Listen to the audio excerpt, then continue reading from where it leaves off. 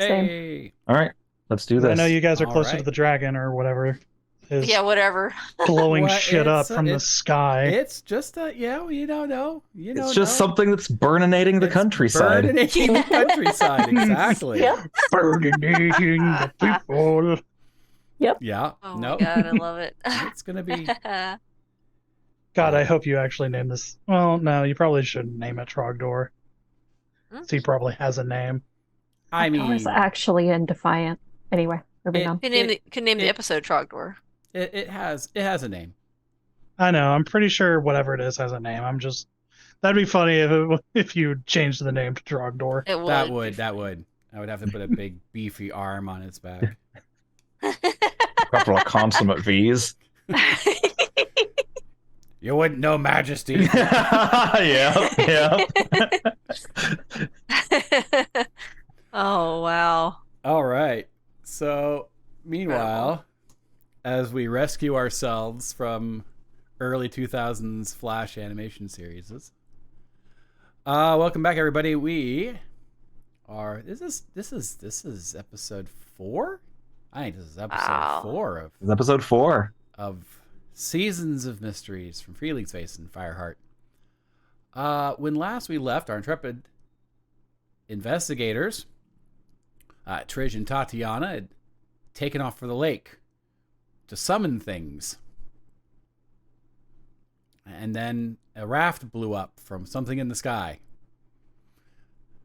And when that something blew up from a something in the sky, it was heard all the way back at the Ironworks, where Edvard and Ernst, Alex and Sten, were watching August Herenstam rush out of the director's villa, his home and office, shouting at Ore boys in the yard that something has happened at the lake and we must go and get on the barges and see what's going on. And he flew out, and I can't remember if it was Ernst or Edvard who instinctively said, "Let's go help." And I want to say it was Ernst because I think Yes, Ernst tried to rush out and Advert help was with the like, rescue. And Edvard said, "Wait a minute, it's like, we have a golden opportunity right now. golden, yes, like their eyes maybe." And that is where we pick up with Edvard and Ernst.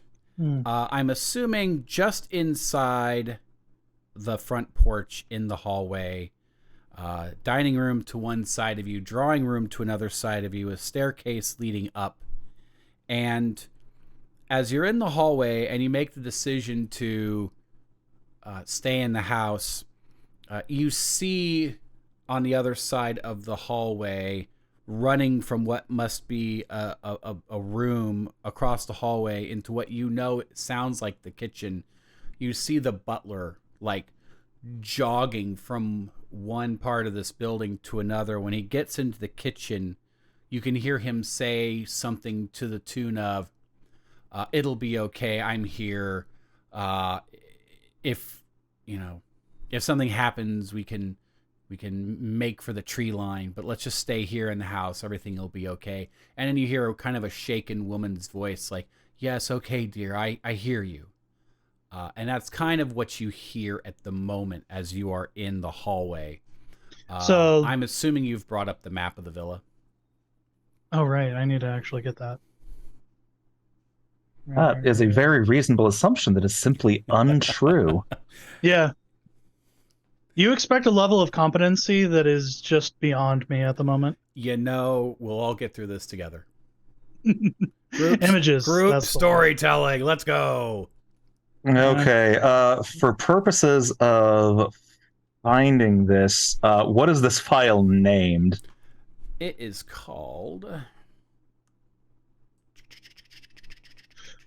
the map of the director's villa is not public. That's interesting. I could have swore I put it in there. Okay, I put it into... There it is. Now it has the public next to it. Yeah, there we go. There's the link in the chat. Okay, there we are. I understand it identifies the room names, but I mean, you're all smart people. You've been in houses before. You can guess what rooms are. Okay, I'm still not actually able to open it. Yeah, I'm only getting a text box. Try that. There we go. Yes. Yay. All right. All right. So we are on the first floor. Yes, you're in the hallway between the drawing room and the dining room. Between the drawing room and the dining room. And we'll put a map there for the. All right. Yeah. Okay. Uh, So the believe since our- butler is in the kitchen, right? yes.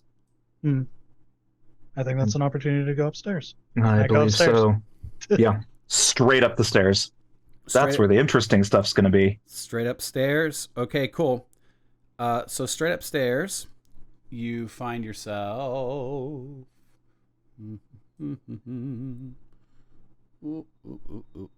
There we go. So what you see, of course, as the top of the stairs is a hallway going in directly in front of you. A doorway to the right, which is open, which kind of reveals what looks to be another hallway. And then a closed room to your left at the top of those stairs. Just going to quickly check that closed door. So Sure there's no witches hiding behind it cursing you. right, that room is locked. Right. I don't imagine you are skilled at this kind of lock-picking, skullduggery. You have depths. Unfortunately, no. All right. I don't know how much time we're going to have. Let's make as efficient a search as we can. And I'm going to... I assume I can kind of see that the hallway ends from where I am standing right now. I can see into this hallway. Let's check this hall first, then through the open door. All right. And yeah, we'll start at the one labeled guest room.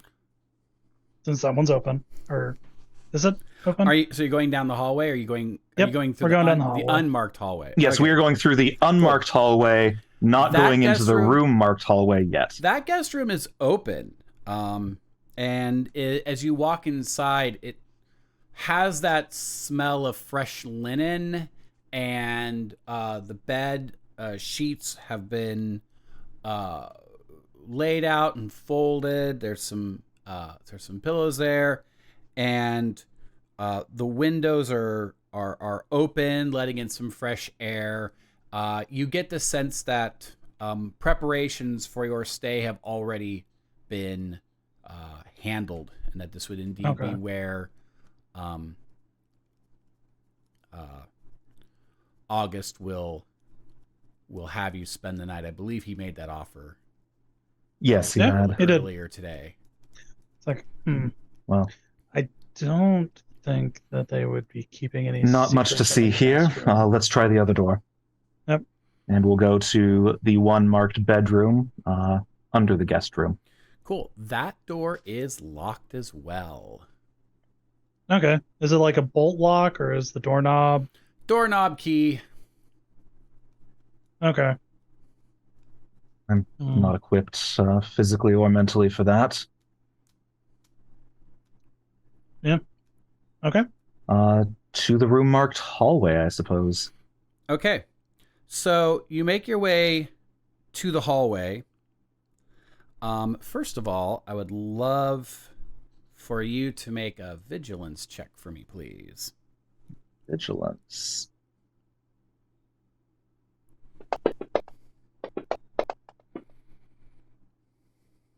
Walking back down the... Oh, I should show the dice rolls for everybody. 2 successes from Ernst and 1 from Edward, which is very cool. As you make your way into that space marked hallway, you pick up very quickly the very recognizable sounds of exceptionally heavy footfalls. Thump, thump, thump. And you kind of peek your head into that room labeled hallway, And you look to the left, and you assume that the door that's closed is the one that goes to the guest room you were just in. You look to the right, and you can just about make out down that hallway that there's a kind of a shadow in that room, that strange turret room at the end. You can just sort of kind of see a shadow coming out of that double doorway, kind of pacing back and forth, but exceedingly heavy footfalls. Thump, thump, thump. Mm.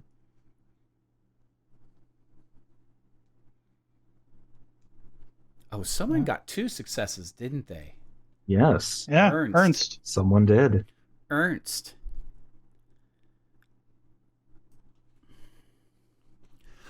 Almost as if it's kind of playing, skipping around the corner of the hallway, coming from some different part of this floor.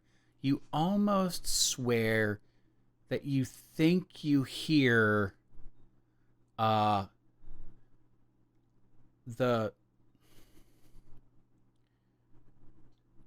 it really does sound like the noise is just light clinging and clanging, like something metallic banging against lots of other metallic things, but it's very light, a high sound, not like banging pots and pans, but almost more like, little, ball bearings bouncing against each other in maybe a glass jar. So it's kind of hard to figure because it's so far away, but it's like just barely there. Like you can just barely hear it.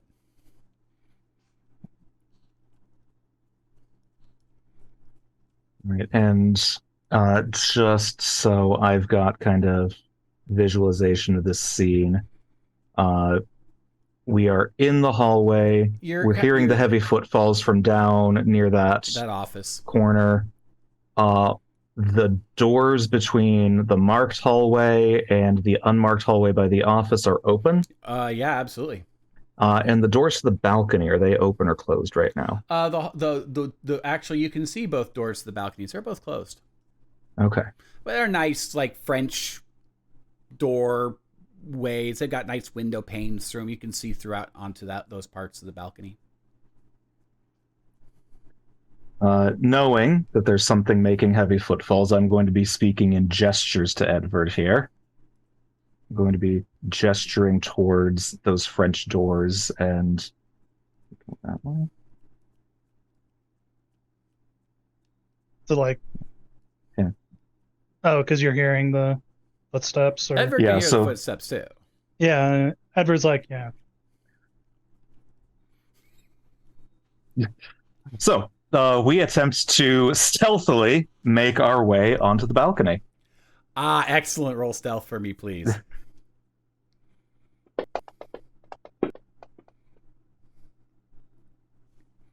Outstanding. All right. So, here's what happens. I'm gonna need that for later. You make your way to the balcony door quietly. As you look down the hall into the office, the pacing figure comes into view, and it is that of Swine. But it's just the back of Swine. He seems to be focused looking out of the office. Maybe there are some windows over there, and he seems to be watching the Ironworks from the turret. And Edvard and Ernst, you both make your way to the door, out onto the balcony. Edvard is on closing the door duties, and he's just not quite able to do it. It's just as loud of a click as possible, or maybe a gust of wind kind of slammed the door shut, and the pacing that you hear from the office stops. And then those footfalls, you look down the balcony row and you see that the balcony doors going to the office are indeed closed. And you're like, well, if he comes out those, we're toast. But he doesn't. You hear him staying inside the building. Then I would like to attempt to kind of do a switcheroo with him here and try and get through the balcony doors to the office while he's going the other way. Excellent. Okay, very good. Okay. So you scurry across the balcony. You can hear the footfalls make their way to the other balcony door. And your balcony doors are open. Mercifully. There's nothing here that says they're locked, so let's go with them being open. And what I'm going to do is either a stealth or if you're fast, I'll give you like an agility to beat a vigilance test from swine. Yeah, I am not fast. I am gonna put my faith in stealth. Yeah, even though I don't have any points in stealth, it's my better attribute. Holy cow. There we are. I don't know how. Okay, this is. Okay, all right. You can't see my roll, but here's this is what we're going to call. You have 3 successes to his 2. This is that moment. I know, Quinn, right? This is that moment where it's like you hear the thunking and you two are like quick thinking, going, get to the other door. And your door's closed, thunk, just as his open. And he looks out. And he kind of walks out onto the balcony. And you can see him through your balcony windows as he's out on the balcony looking around. Then he kind of looks back over his shoulder. So while he is flummoxed as to some unknown chicanery going on, what would you two like to do? I will. Okay, so obvious. Okay, I think I know what I want to do. I will go to Ernst and be like, look over this room, see if there's anything of importance. I will run interference. Understood. And I will walk out of the office into the hallway towards the direction of Swine.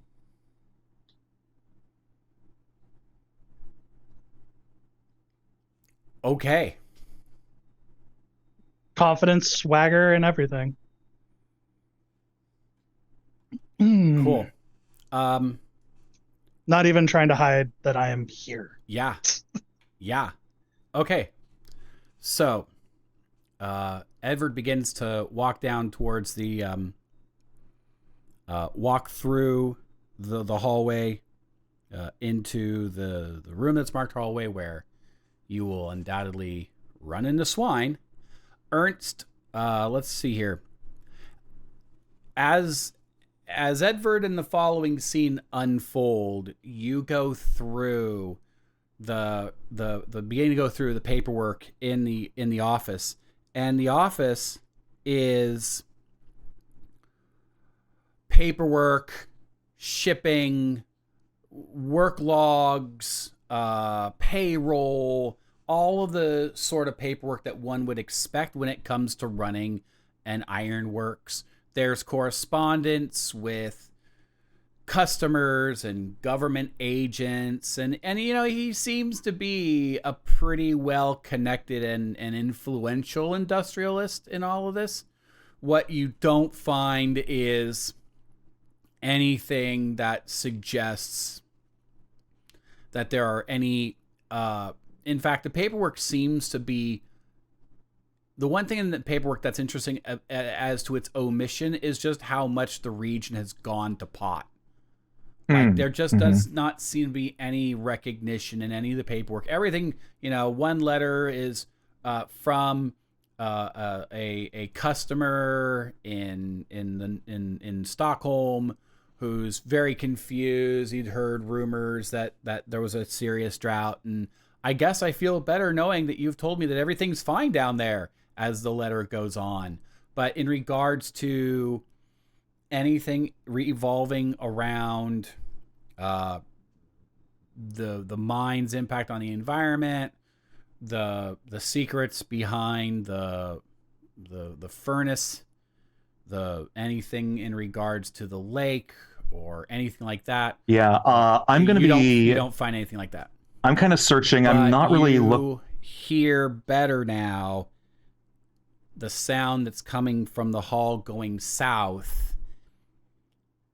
Is someone Scrooge McDucking in a money bin?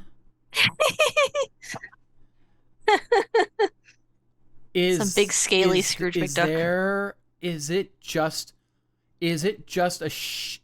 like a is someone pouring coins out of a pitcher into another pitcher?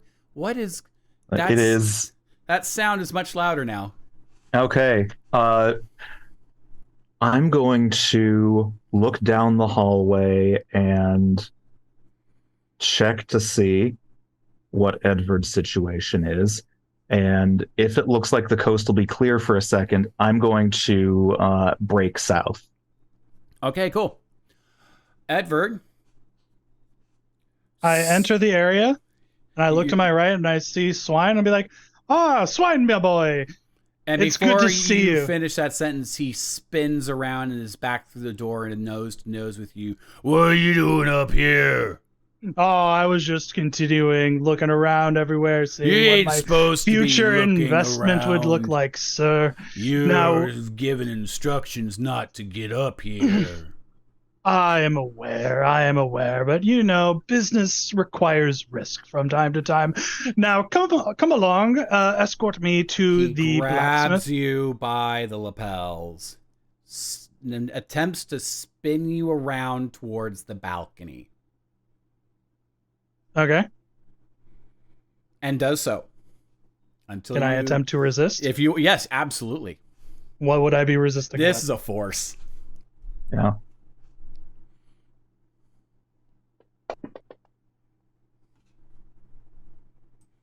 All right. I insist on this one. Yeah. Damn it. Ah.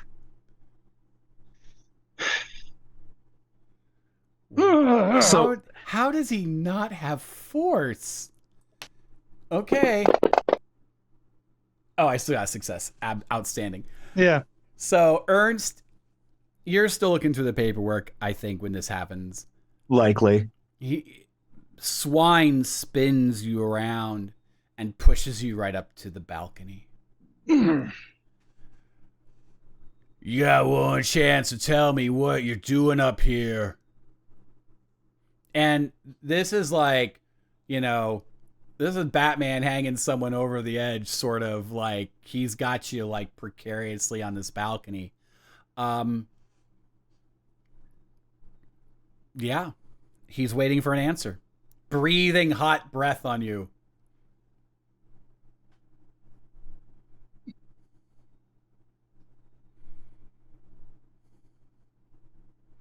What would Edvard do in this situation? More importantly, what would Alexander do in this situation?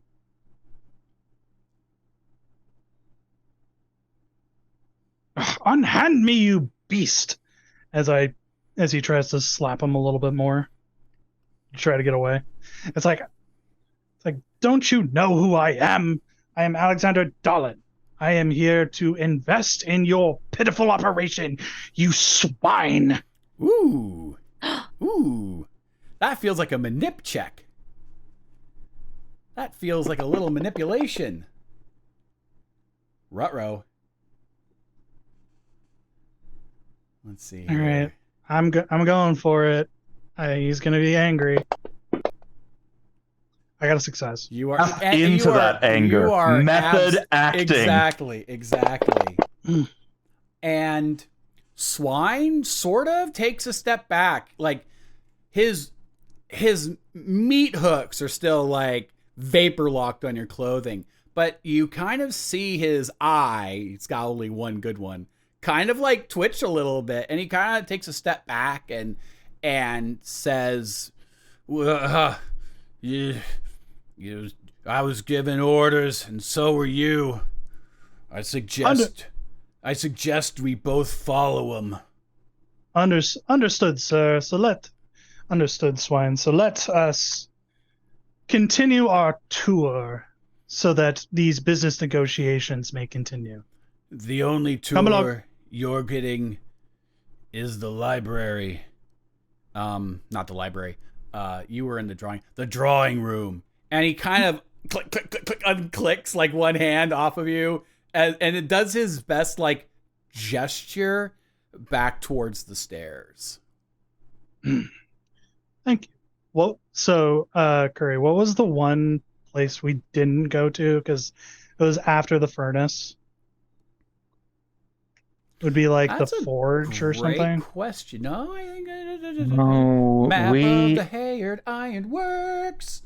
You didn't go to the coal barn. You didn't go to the warehouse, the weighing house, the farmhouse, the shop. and we didn't go into the cast house. Oh, you didn't go into the cast house. Yes. I know. You went to the cast house, but that's when Swine saw the new revivalist converts come scurrying back.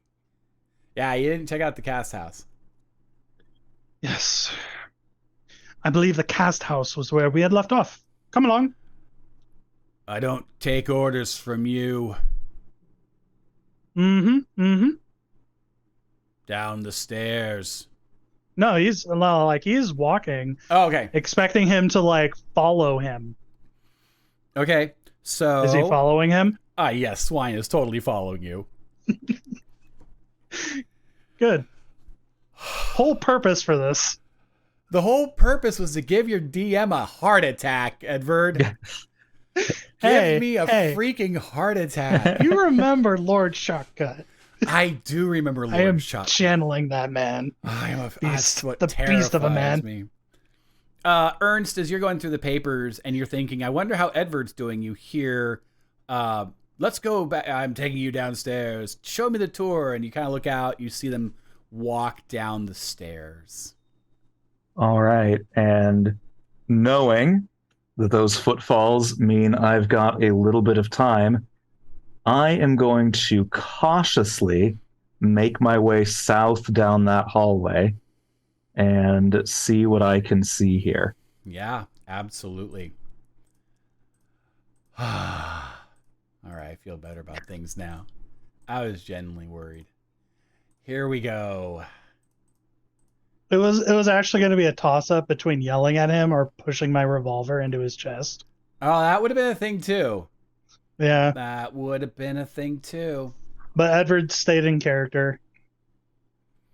Yeah. Okay, cool.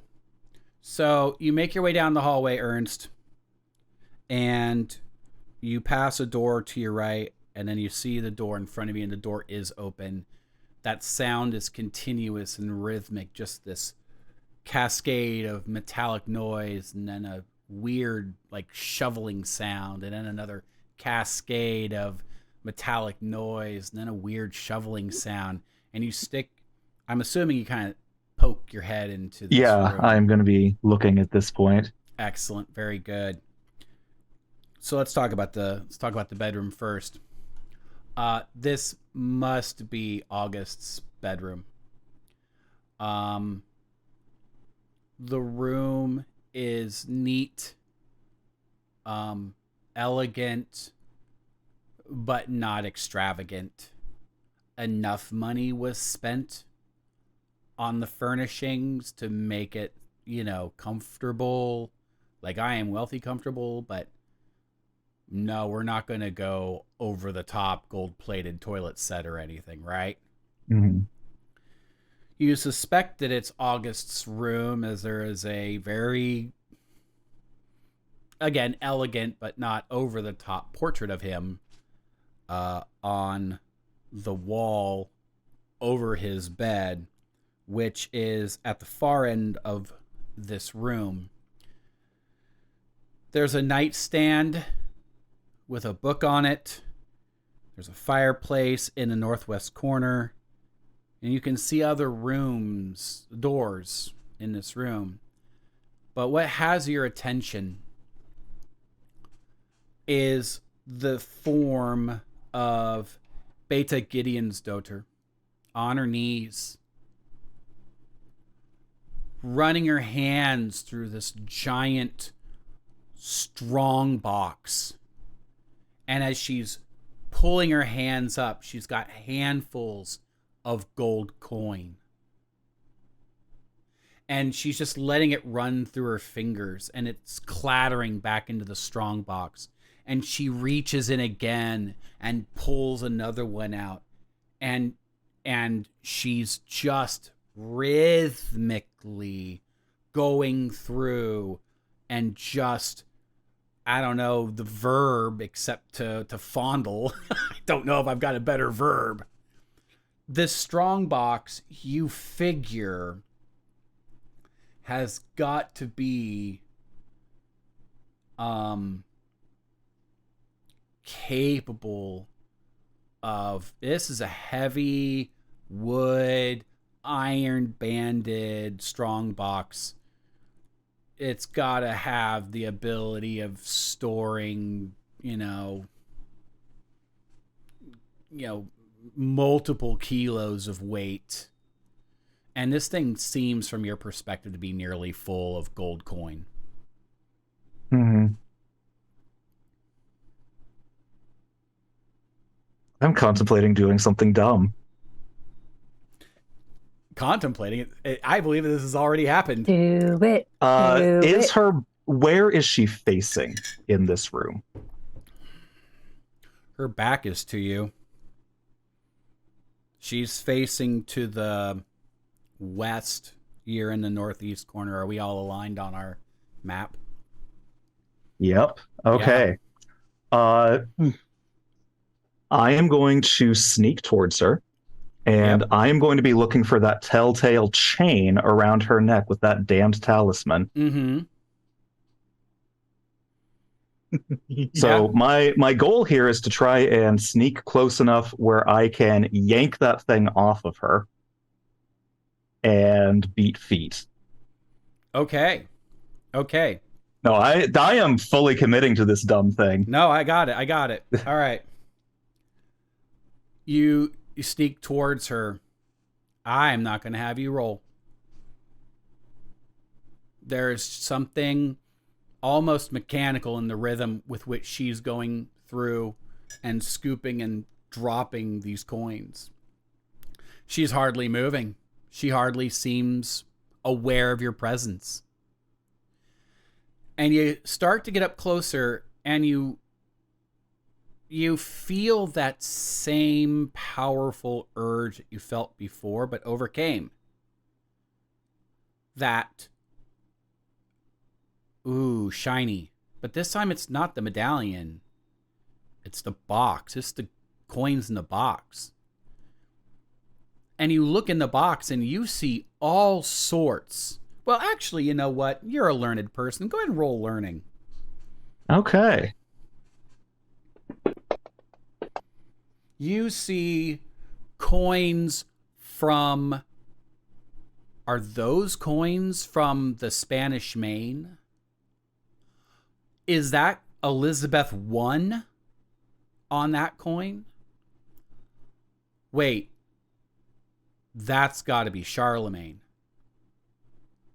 Wait. Are those coins from the Roman Empire? And it's kind of clicking in your head that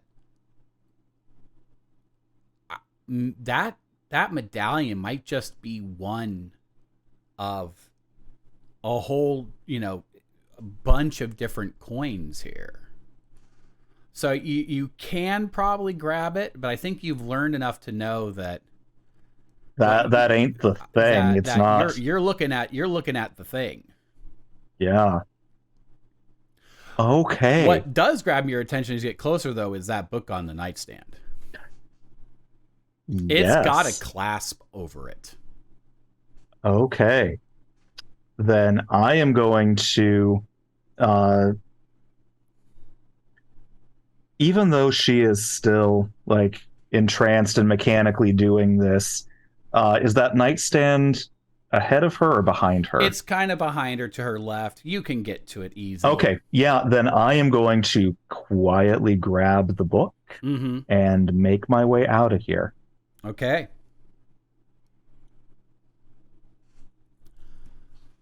Does make my way out of here mean heading back down the stairs? I am going to head down the stairs, yes. Outstanding. Roll one more stealth check for me, please. Alrighty. Let me see how I do there. Ooh. I am really glad that the number besides the 6 doesn't matter. No. Yeah. Not in this game. Not in this game anyway. There are other Mutant Year Zero engines where those ones are like problems are happening. Actually, with your first roll, no, they typically don't. If you push a roll and you get ones, bad things happen in like Forbidden Lands, and I think another game has that sort of thing. But yeah, no. You just need the success. That's it. Excellent. We're gonna fast forward the Edvard Swine conversation, which went a little something like this. Swine was guiding you back into the drawing room and saying you should stay there. And I was insisting on going to the cast room. And Swine is going to say the boss will hear of this as I suppose you walk out of the cast room, out towards the cast room. Well, I'm asking like, hey, aren't you supposed to be my chaperone and guide? Like, I'm guiding you to this room. You have to stay here. Yeah. But considering that I am going to be quite interested in being an investor in this operation, then the boss can show you around. But you were showing me around earlier. He is exasperated and he just kind of points at you. He says, "Stay here," and he starts to thump back up the stairs. But that stealth success means, Ernst, you're like halfway down that hall past the office, and you kind of hear the thump of Swine come back up, and you like duck inside that bathroom really quick. And you hear the thump going by back towards the office for a moment. And then you kind of hear the thump going back to what you think is August's bedroom, at which point I think you're like, I'm out of here. Let's go. Yeah. Jiminy Christmas, guys. All right. We're happy to entertain. Oi. No guts, no glory. I know, right? All right. Yeah.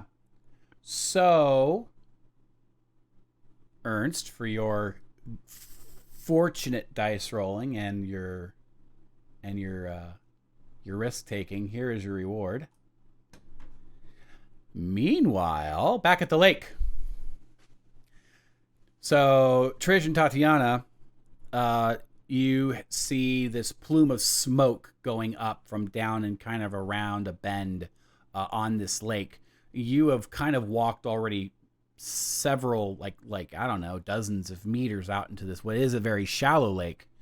And you kind of hear the rise of screaming men off in the distance.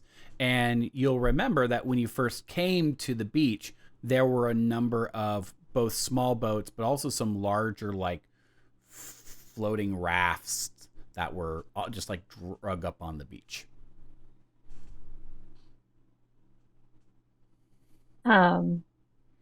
Tatiana's gonna be like, no, not again. Trish, we have to save them. I brought this upon them. I don't know, Tati. There's something weird going on. Are you sure? We offered our blood to the water. Something rose up. But I guess it was overhead, so I don't know. But people are screaming, and she's going to do that thing that people do, which is be in a hurry and try running through water. but even if it's shallow water, you don't actually run very well. Nope. Yeah. I'm gonna grab Tati by the hand and like drag her to the shore. Sure. Sure. You know, because of that, I'm not going to have you make the agility test because literally the book has, if someone tries to run through the shallow water. But Trish is lending an assist, so we'll forego that. And you both make your way to, like I said, there are these rafts. There's also like a couple of small, I guess what we would call like small canoes.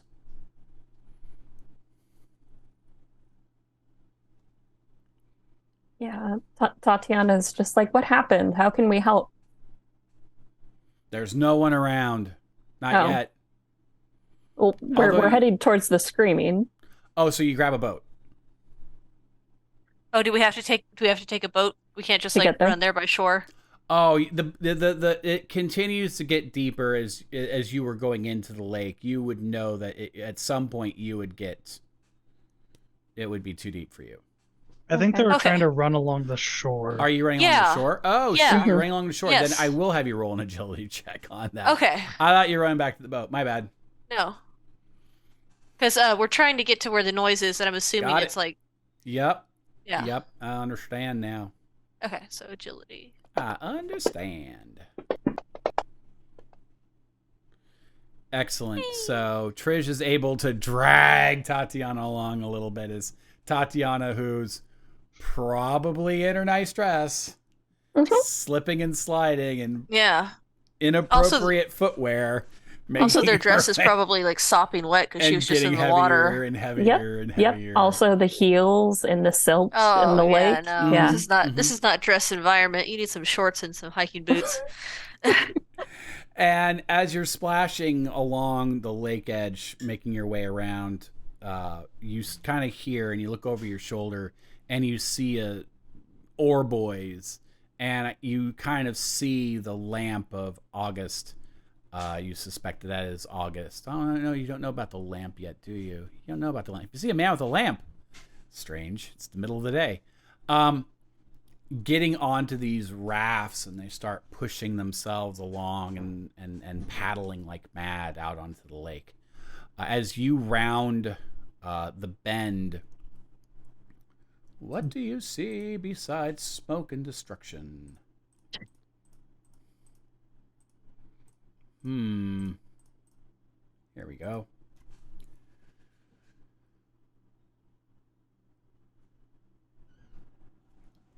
Yeah, absolutely. So what these men were on was on a larger raft, and this raft has been splintered into a number of smaller raft shins, I guess. And there are some who are on the raft clinging to it, but you can also kind of see the backs of some men that are floating in the water, bobbing with the breeze, so to speak. But there are some men who are on these raft shards, kind of clinging on to them. So like bodies, or are they just like unconscious? The bodies are in the water. The ones clinging to the rafts are very much the ones who are screaming. Okay. I think we should somehow get them, Tati. They seem stranded. Tatiana is going to pull her knife from her boot and just like chop off half of her skirt and then be like, let's go get them. Gosh, we don't have, because the rafts are like back where we just came from. Of course. I guess we'll start swimming out to the water. Okay. All right. So I don't know if Tati knows how to swim, but Trish definitely knows how to swim. Trish knows how to swim. Tatiana also kicks off her boots, so she's shedding weight and she's sacrificing a dress for these Aura boys. Got it. Trish does not need to do this. Trish is an athlete. Yeah. Tatiana, I do need an agility check from you. We need to see how well you're swimming.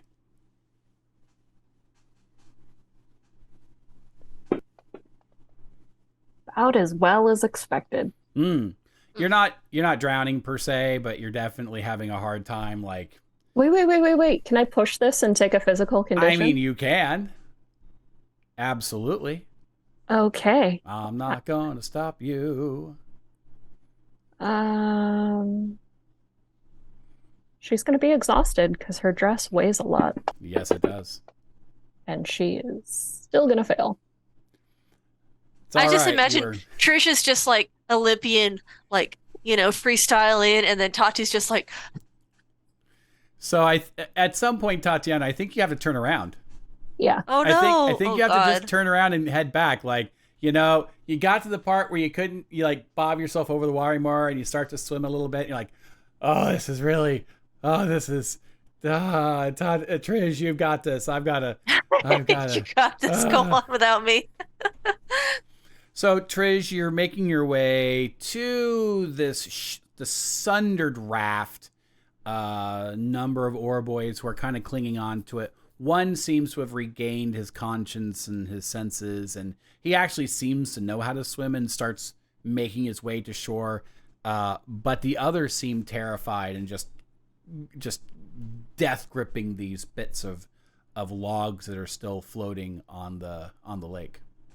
All right, am I able to grab one and start like dragging it back to the shore? Like, Yeah, how big and heavy is this? Is this realistic? Well, it's totally realistic. You can kick you can be on a log and grab a log and kick it back to shore. Okay. Absolutely. All right, while I'm doing that, I'm gonna be like, hey, all right, guys, come on, put your legs in the water and start kicking. Let's go.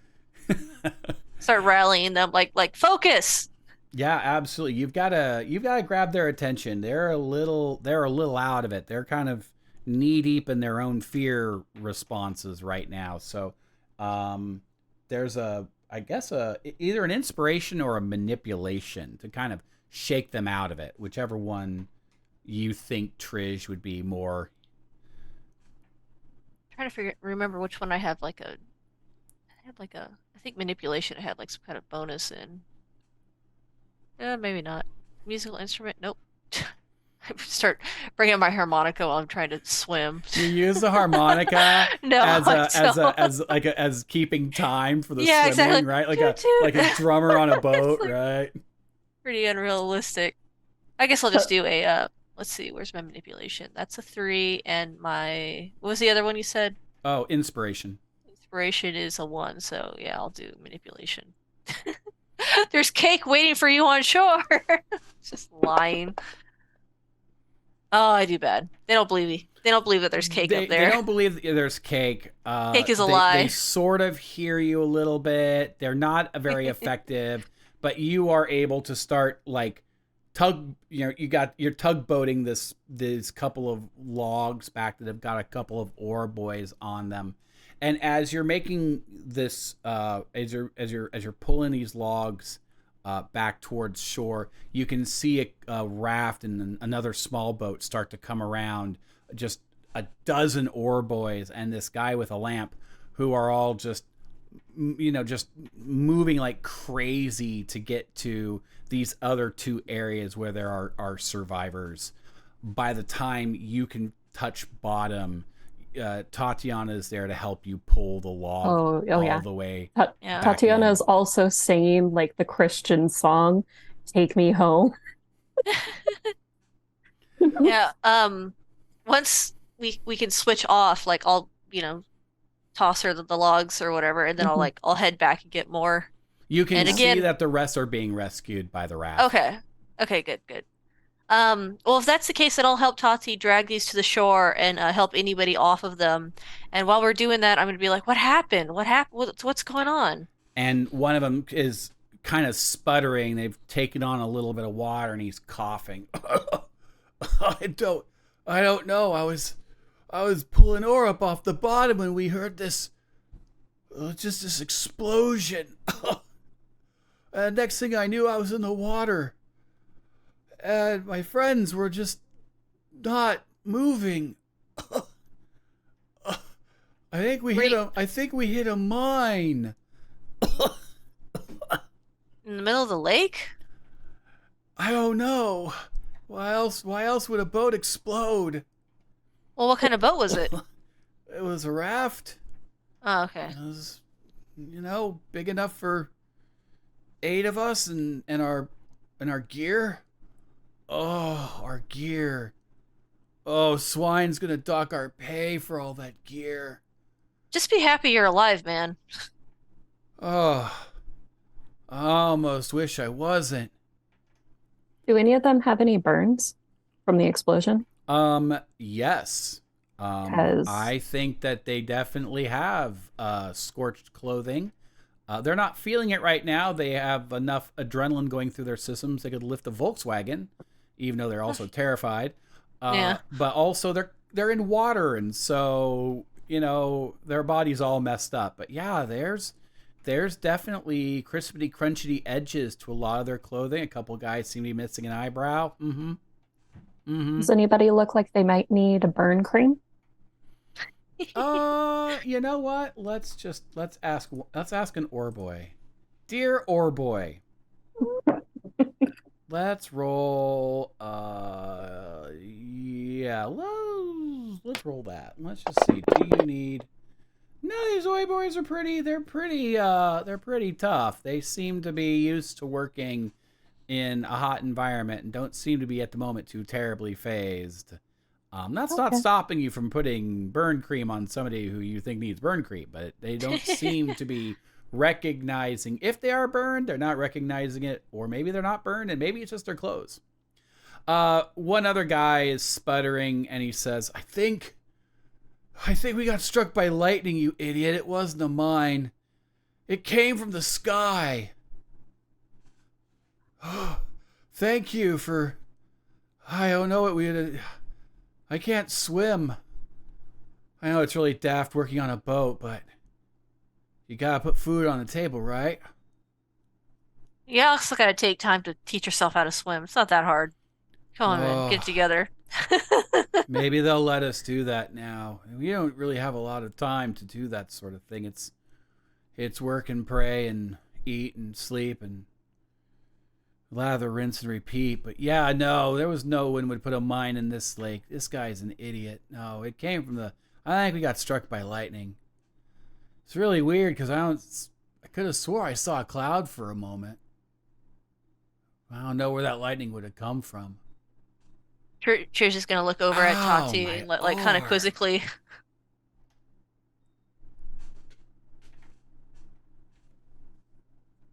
Oh, you're muted, Amy.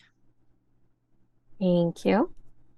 Tatiana is going to take some of her peppermint leaves and kind of pass them out to the ore boys who've been affected and be like, chew on this. It'll help settle your stomachs. I know it's been a lot. Oh, mint. Yeah, no, mint tea. I remember my mom giving me this when I was a kid. Thank you. And they start chawing on it. At about that time, you hear from off on the lake, hello! And you see this very, again, well-dressed man sweating profusely, kind of signaling like he's an old rail yard worker with his lantern as the raft that he is on starts to enter the shallows of the lake, and he dramatically leaps off of it up to his knees in water and strides up onto the beach, and he says, how fortunate it was that you two were here to rescue my workers. Just a couple of revivalists here to spread the good word. Well, we already have a lady of the cloth for our workers, but it's good to know there are other people out there. And he reaches out his hand. I'm August Herrenstrom. Pleased to make your acquaintance, my angels of mercy. Tatiana will curtsy, completely unabashed at the fact that not only are her ankles showing, her knees are showing. Ooh, scandalous. Seeing that there's no handshake coming, he pulls his... Oh, of course. I'm sorry. And he smartly bows a little to you. And then turns to Trish and yeah, says, I'll offer my hand. Ah, yes. Well, you've strong grip. No wonder you were able to rescue my men with such ease. Revivalists, you say? Yes, we like to spread the good word and help bring joy to give people energy in these dark times. Well, it definitely aren't dark times here now, thanks to you. Oh, these men are saved. What can I Um, do to repay you?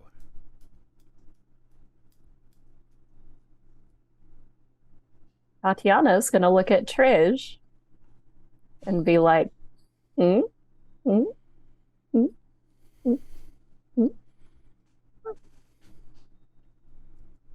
You got any food? Have I got food? Well, the men get food, but we get dinner. I would be more than happy to feed you. Why, I have other guests on my property as we speak. Wow. I wouldn't mind freshening up a little bit. We'll be able to take care of that. We have plenty of other clothing suitable for you to wear. I promise your journey back will be a little less strenuous. Here, ride my raft. Oh, Sir, we hardly know you. Someone should stay with the wounded. As the wounded are being lifted up by the Ore Boys or over their shoulders onto the raft as this conversation is happening. Oh, they'll be fine. Just a quick hour or two of rest and a little bit of soup. They'll be right as rain. Still, I must insist. One of us should accompany them, just in case. We'll all be on the same raft. You can accompany them. That's fine. Okay. Oh, boys! And they all load onto their various boats. And a couple of them are very thankful for what you have done, like help you onto the rafts, or at least offer to help you onto the rafts. Oh, yeah. The one melancholy the aspect to our tableau, of course, is that there is a pile of 3 bodies that aren't moving on the corner of the raft. It appears that they have collected all of the people who they could find and have loaded them, living or otherwise, onto the raft. But the raft pushes off of the beach. Gosh, what are the odds of this raft getting hit by lightning a second time, Tati? Tatiana's like, no more bloodletting for now. And then she's going to go sit by the dead bodies and try to give them her version of last rites. Tatiana and Trish, the strange thing about August Heronstam is his gold eyes. And the lantern that he has, when he jumped into the water, enough splash came up that it should have put out that lantern. It's daytime too, right? And it's like the middle of the very day. Clearly a lit lantern. I mean, I guess I'll ask him, hey buddy, what's up with the lantern? It's bright out here already. Do you need it? Oh, this lantern? Of course I need it.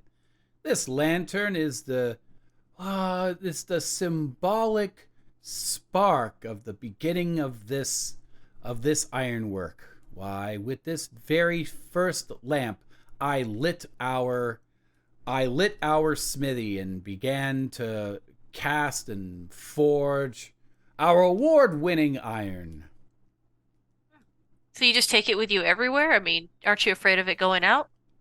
Why, this light has never gone out. It's well taken care of. It's a good luck charm. Wow, so bold. Even in the middle of the lake, you'll carry it with you. It has never failed me to light the way or protect or ensure our prosperity. Didn't really work too good for those poor blokes over there, huh?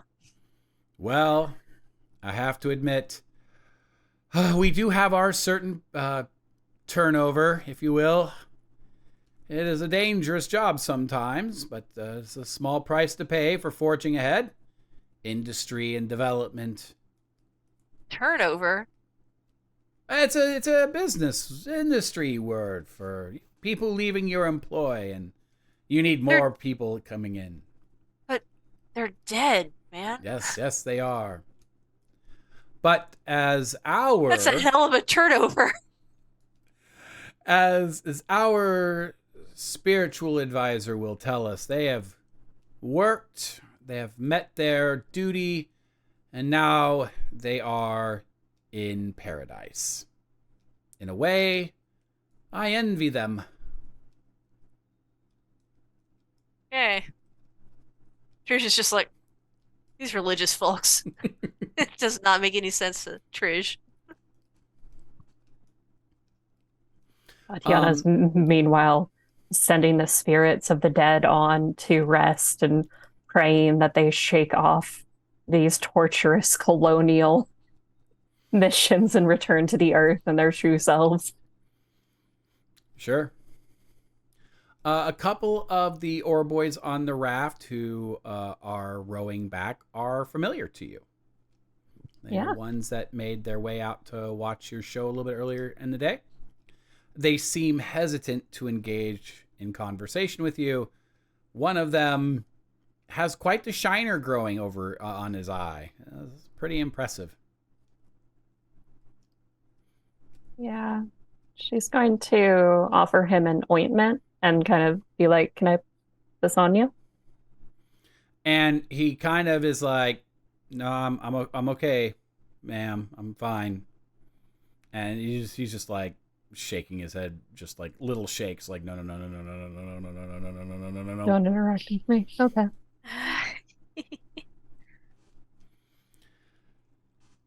Ernst and Edvard, a curious parade makes their way back into camp sometime after you get back. Actually, no. Oh, no. Ernst has to have a conversation with Edvard first. Yeah. Then then the unsuspecting parade will make its way back in. So as soon as I am reasonably sure that Swine has left us alone and gone back to his things. Yeah, he already went upstairs and went past you. So you know he's upstairs. Well, as soon as I'm reasonably sure that Swine is ensconced in his things, I mean, I'm going to hit into Edvard and go,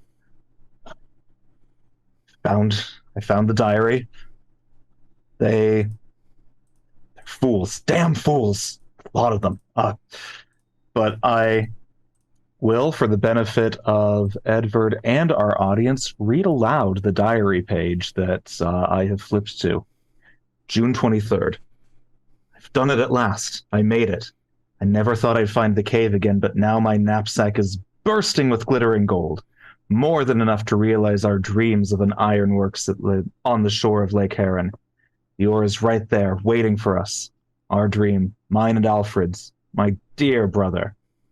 How many times over the years have we sought the hidden crevice, hoping to find our way back to the cave in the woods on the other side of Heron, where we as boys found the resting beast. Why did I find it this time? It must have been God's providence. The Lord showed me the way when I needed it the most. The merciful also saved me from the beast's wrath. The foul serpent writhed in his sleep, but it did not wake. It didn't see me steal his coins. It didn't even notice me lighting my lantern from his fiery breath. I have stolen the beast's gold and taken his fire. I may be a thief, but stealing from a demon of hell is surely a service to the Lord. Everything will be different now.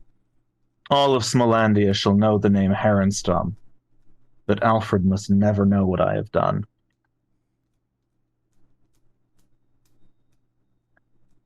We knew we were dumb. Sorry, we knew they were dumb. We didn't know they were that dumb. Some fool has stolen a dragon sword and taken its very fire.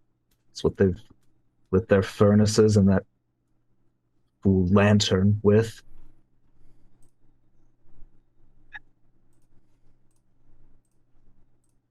Do you know of any curses or spells that a dragon might put them under to make them act so oddly?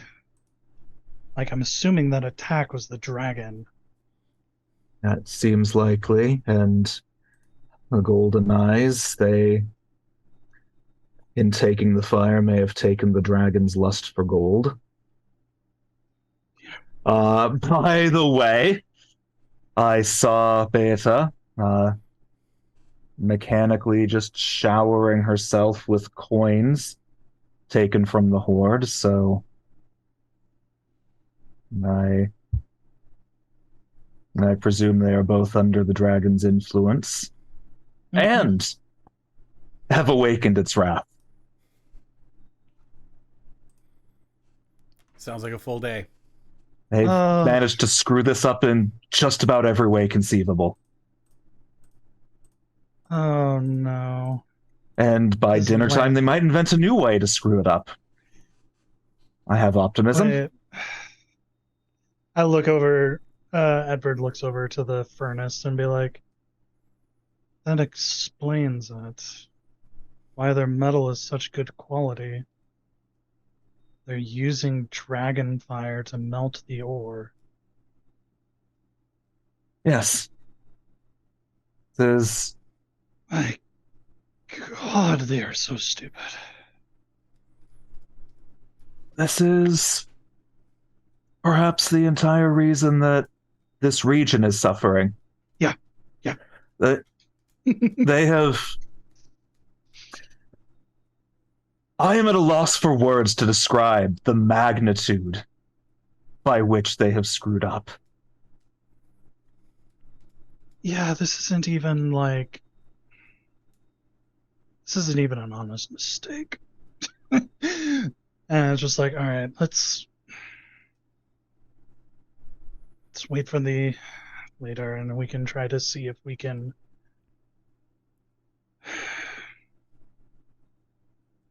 We need to try to meet up with the others at the get together tonight. See if we can compare notes. See what they've Absolutely. learned. And Edward and Ernst, as you're having this conversation, and you look out at the blast furnace, contemplating the idea that it is indeed housed and burning a dragon's fire, a parade of humanity begins to walk its way back in from the north.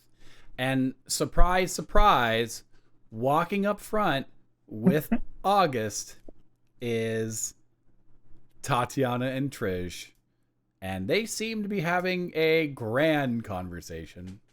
Or at least I think they all are. Well, maybe, yeah. The only thing that kind of catches you off guard is Tatiana's missing most of her dress. Oh, and she's probably filthy and wet. Sopping wet, and charcoal, everyone there's is- yeah. blood. Lots Yep. of folks are wet. A small group, man, where would they go? I don't even know where they would go. Yeah. Probably back to the workers' quarters. And I think immediately after a small group carrying bodies over their shoulders like sacks of potatoes kind of break off from the group as they're walking past the smithy back towards like the director's office. A small group like break off for the workers' quarters. But yeah, Tatiana's going with the dead bodies, but okay. immediately or she's going to try, and we'll see if Trish immediately upon pulls back. seeing them, Edward it's like, I am not even surprised. We need to get them to be aware of what our names are. I do not remember if we had told them, and I fear Trish might use our actual names. Yes. Upon Sorry. Getting back into character. Pretty good, sir. Yes. Upon seeing Tati start to wander off toward the bodies, I'm gonna like make eye contact with Edward and Ernst, and kind of wave, and then I'll be like, oh wait, gotta go get her. So I'm gonna just follow Tati. Like, where are you going? Or don't you need like to change your clothes and like eat? No, we need to put the dead to rest. Yeah. Well, And they're resting. August kind of sees you two kind of breaking off and says, "Oh no, this is the way to the office. Please, food and clothing and towels and drying off and such is this way. Come. They can handle it. I'll send Beta down to handle any sort of last rites." And Tatiana's just going to get this really, really creepy smile on her face and touch the other pouch that she hasn't touched at all this adventure. Be like, ah, yes, Beta. I'd love to meet your woman of the cloth. How well do plants handle like getting soaked in lake water is my question. I mean, poison is still poison. Is it? Okay. Just a weird tea. Every part of black hellebore is poisonous, no matter how it is prepared. No, I just had no idea if it was like water soluble or not. Like, there's a little poison patch out in the lake now. I mean, if anything, she's poisoned her hip. Oh, okay. Roll force. No. Oh no, Tati, why are you on the ground?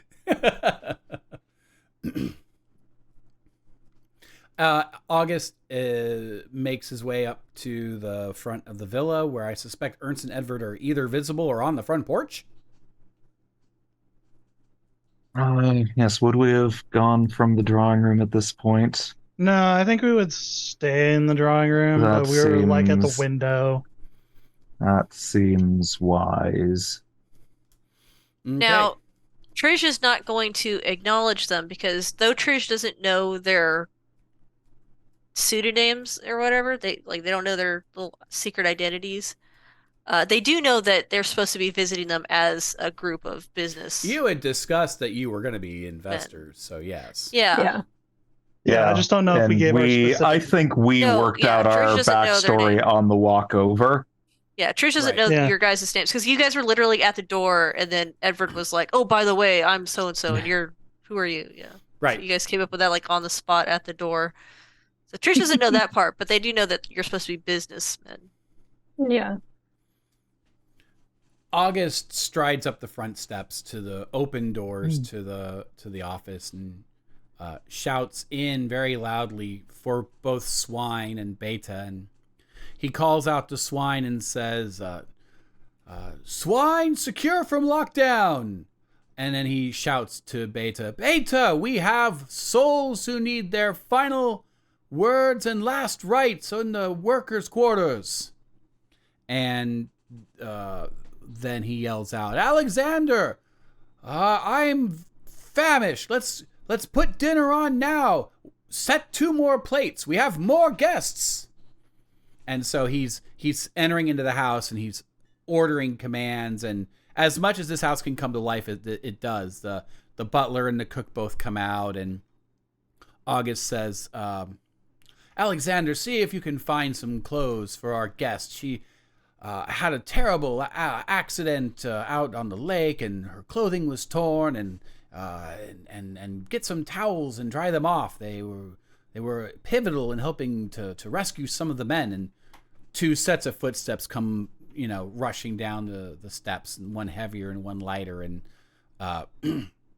Swine is first, and August says to Swine, "Rally the men and give them a small bonus for today's work. Also, collect the final paperwork on the 3 who didn't make it. And do a head count too, just in case we didn't get everybody. And you can report back on the house later." And August sort of looks over at Edward. He's like, "With pleasure, boss." And he walks out of the house. And then I think this is the first time that Tatiana and Trish have seen Beta. Beta, while coming down the stairs quickly, when she gets to the bottom of when it gets to the landing, tenses back up into a very controlled outward expression, and August says, "Oh, good. Go raise the spirits as only you can. The men are shaken, and unfortunately 3 have lost their lives. They will need your professional hand. And then maybe later we can talk about revivals. These 2 seem to be interested in doing revivals themselves." And the look on Beta's face as those words come out of August's mouth is almost just like that quick little, the head spin, eyes lock on, and the Escher her cat grin on eyes. Tatiana. Yeah. Well, I don't know, I'll do- man. I'll I do don't a know deep how bow. much, right? How much of this you want to maintain, because what kind of catches you off guard is her eyes are golden too. Definitely weird. Probably piercing. And then she looks back to August and says, "I had scheduled another revival for tomorrow night, but maybe tonight will be more appropriate given the circumstances. If you'll excuse me, I have work to do. And she marches out. Tatiana's of the gonna house. call after her as she's leaving. Make sure not to forget the dancing. No response. Just on her way out to the workers' quarters. Ah, Alexander, great. Here you are. Towels for you, my dears. There you go. And there you go. I don't believe I caught you. Oh, wait. I don't believe I've caught your names. As he's like handing out towels to both Tatiana and Trish. We're mere servants of the land. What use of names for us? We're just here to spread good cheer and hope. I can't call you people spreading cheer 1 and people spreading cheer 2. Well, I'm cheer and she's hope. And Hope will curtsy again.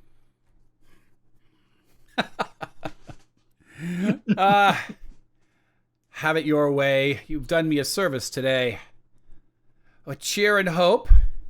May I introduce you to Alex and Sten? Alex. Now I've forgotten. Dallin. Dallin. Yeah. Dallin. And Sten. Rasmussen. No. Gustafsson. Gustafsson. So good to meet you. It is a pleasure. I'll do another deep bow. Indeed. Take off my sopping hat. Oh, quite Wet an hair. interesting day today. Alex is isn't there it? with a towel, like, Yeah. like following both of you, cleaning up as you were going Yeah. along, handing you Probably, more but- towels. Muddy trail behind us. The cook comes up with a very simple maid's, dress, and she kind of, it's folded up and it's in her arms, and she offers it to you, Tatiana, and kind of like curtsies a little bit to you. Tatiana's gonna go to kiss her on both cheeks and be like, "Thank you, darling." Oh, Might there be a space where I could freshen up? and she says, my quarters, my husband's in my quarters, of course. And she takes you to the back of the other side of the stairwell to a back hallway where one way takes you to the kitchen, one way takes you to a room, and she opens it up. And it's a very, very humble and simple bedroom. It's a double bed. What else do we have here? Yeah, just some armoires. And she says, what you're wearing looks ruined. Just go ahead and bring it to me, and I'll go ahead and dispose of it. Oh, it's full of all of my memories of all of the hope that I've brought to this land. If I could just lay it out to dry somewhere on the property. We have a clothesline in back. I'll go hang it up for you. Oh, no, please, just show me where it is. Okay. I'll show you when you're done changing. And she kind of backs out of the room and closes the door to let you change. Okay. And Tatiana takes as long as possible to change, to give them time to talk and investigate. Well, August goes straight into the dining room and immediately starts, going to the cabinet and opening the cabinet and producing all sorts of various different distillates, and just starts pouring. Just pours, the appropriate number of fingers for whatever drink it is, and offers it up to whoever is partaking. That is a capital idea, sir. Alex, here. To prosperity and good luck. What And to happened the out on the future river and could have- fortune. And he clinks your glass. We had an unfortunate accident out on the lake, but it could have been worse. I know, it's sounded like a big explosion. Oh, Mm. do you Some think happened? kind of hazard on the lake. I've never had this happen before. I will have to get Swine's report about what it was that had happened. He's talking to the men right now. And I'm continuing to write concerning. And I can assure you that this is a very rare thing. In the 10 years I've been running this, the only time we've ever lost boats is just to them aging out, really. The lake is so shallow, no one ever really drowned. Yeah, it must be pretty far out. I do have to make a confession, dear sir. I did wish to get it's a more... not good? Would you like a different drink? No, this is perfect. It is wonderful. It was just earlier I had a slight altercation with swine. You see, I had wanted to observe the environment, because when we came in, I saw you had a balcony, and I wanted to see what was up there, and we just had a disagreement. I understand I was meant to stay in the boardroom, but I was just so excited to get a better view.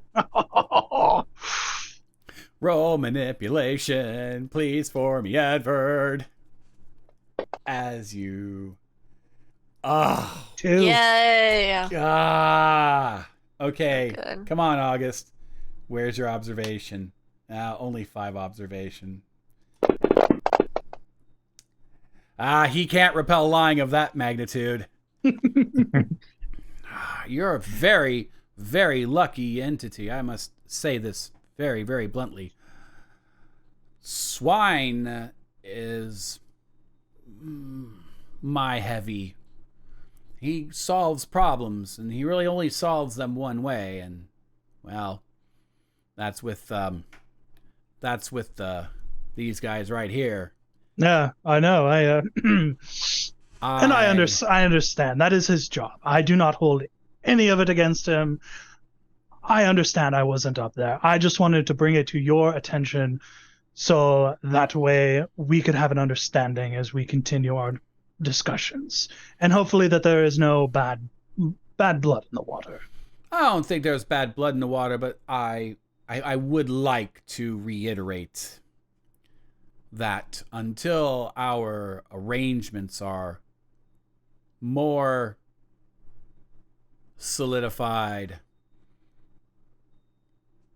that you'll respect my boundaries. Respectfully. Of course. Excellent. He pours you another glass. Thank you. Turns to Sten. And do you drink? Yes. And he shoves a tumbler that's already been poured towards you. I kind of take it. And hope, or is it cheer? It's hope. Hope. And he's looking at you, Trish. Oh, no. Cheer. Oh, your cheer. Yeah. All right. Cheers. Cheers. And he clinks glasses, right? Alexander begins to bring out like wave 1, and immediately August says, "Oh, wow. Nothing but a little physical activity and a little excitement will get the old stomach rumbling. Please have a seat." Yeah, I didn't realize I was there. I would didn't like know to- where you went to. Me neither. Okay. I'm here now. So Sven, it was, right? Then Sven. Yeah. It's nice to meet you. I'm Hope. it's Oh wait, no, I'm Cheer. Anyway, the point is, it's Sten. I'm the accountant. we were nearby the lake when whatever happened, and from what the men said, apparently their boat was struck by lightning. Some of them thought that maybe they hit a mine in the middle of the water. Pretty unusual for a lake. Also for lightning. Is that loud enough for like everybody to hear? Yeah. I mean, it's not a secret. I'm just letting Sven know what's going on. Sven was curious. August laughs. August is like, "A mine? There's no way a ship could ever have this lake has probably been landlocked for thousands upon thousands of years." Yeah, it was very unusual. But one of the men said could have sworn he saw a strange cloud just overhead, just one cloud, and just hit them. It's odd. I mean, it's such a clear blue sky outside right now. It's the middle of summer. No rain. There hasn't been any rain for months. Very strange weather as of late. There, you see there, Alex. It wasn't anything of my doing. When we want to talk about safety, acts of God can't, possibly be held against me. No, of course Really does not. sound like an act of God. I mean, just out of nowhere. One little cloud full of thunder and lightning. Will ensure to have a force majeure clause in any contracts. Understandable. Once in a decade, And- not a and he- problem. And Edward is just like, yes, quite. And he turns to Ogden, like, and he just words, I don't know what that means. Nah, Edward's playing up the fact that that Alex is an idiot. I love how in character, just the method acting is so good. Yeah, no, you guys are like, Edward's never been this. Yeah, Like- Everett's an intelligent military man who's spent his whole life training. To see this like completely other side of him is interesting. Not that Trish knows because they haven't been around Alex yet. Trish is just like, "Are you okay there, Alex?" Yes, of course. Why wouldn't I be? How many of those drinks have you had, buddy? Oh, this is my second. Oh, okay.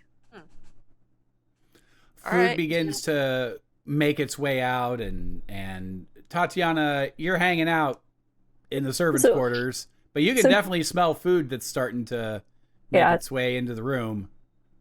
Tatiana basically has to be forced out of that room. She's put like crushed lavender into their pillows, put little protective charms next to the windows and things. Just a minute. And eventually, the lady's going to insist and she's going to come out in the dress. Yeah, And just I like think at some instantly point have her she's hands gonna behind be her like, back. You're our guest. You really should be. They're already on there. They're already on the soup course. You really should come out. It's good food. I promise. I made it myself. Please come out. Knock, knock, knock, knock. Yep. Oh, only for your cooking, my dear. And she'll like take her hand and kiss it and then stride into the dining room. As the camera follows Tatiana in the background is the cook who's just like, weird people. Kind of shakes her head and walks back into the kitchen. We're all a bit mad. Tatiana, you walk in on the dinner already in progress. There's been some talk about the weather and such. And at this point at the table, it is you for August. And about the time that you're coming back in, you can hear the door behind you open and the very recognizable and rhythmic clop clop of women's shoes on a hardwood floor. It sounded an awful lot like Beta's. And when you turn around, it is indeed Beta who's come back in. And sort of kind of walks up to you and then strides past you. You're expecting the shoulder check, but it doesn't happen. And she just sort of slides by you, makes her way around the dining table to the seat that August has kept reserved for her. And she sits herself down and leans to, kind of like turns to August and says, we have restored the men's strength, and we have begun taking care of the dead. We actually know that we can bury 2 of them here, but there are instructions to have one put in a coffin and shipped home. So I will ensure that happens tomorrow. And August turns back to Beta and says, thank you for all of your work. Please, you must be hungry. And Beta says, I'll have a little. And she pulls the plate of soup to her and takes just the smallest amounts of soup in her spoon and eats them with the highest level of dignity and with the least amount of like emotional expression as she kind of draws her eyes back across the four of you who are now seated at the table. But yeah, that's our setup. Tatiana is going to kind of breeze into her chair and be like, "Say it, Beta. How did you bring hope to the men in your sermon?" And she like halfway a spoon, like puts it back down in and she sort of looks at you. Well, not sort of, she does look at you. She looks at you and she says, "Hope always exists. The trick is letting your flock learn how to see it. Hope is already here. It is around us. The final sacrifice, the lamb, that hope is guaranteed. Showing the men the way. That is how it's done."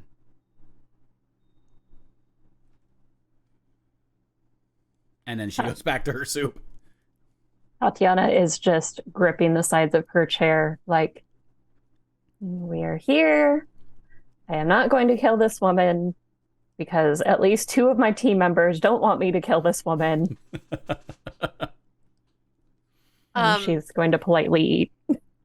Yeah. Trish is just like drinking the soup, just like pulling it to their mouth. Like if there's any bread, they're dipping it in the soup and like eating it. Yep. And after like this spiel that Beta just give, they're just like, "Oh wow, are your sermons always so energetic?" Oh no, Beta's sermons are exceedingly energetic and exciting. You are seeing a mere fraction of the power that is locked inside this womanly frame. You wait. She's brought her revival forward to tonight. You'll get to see firsthand her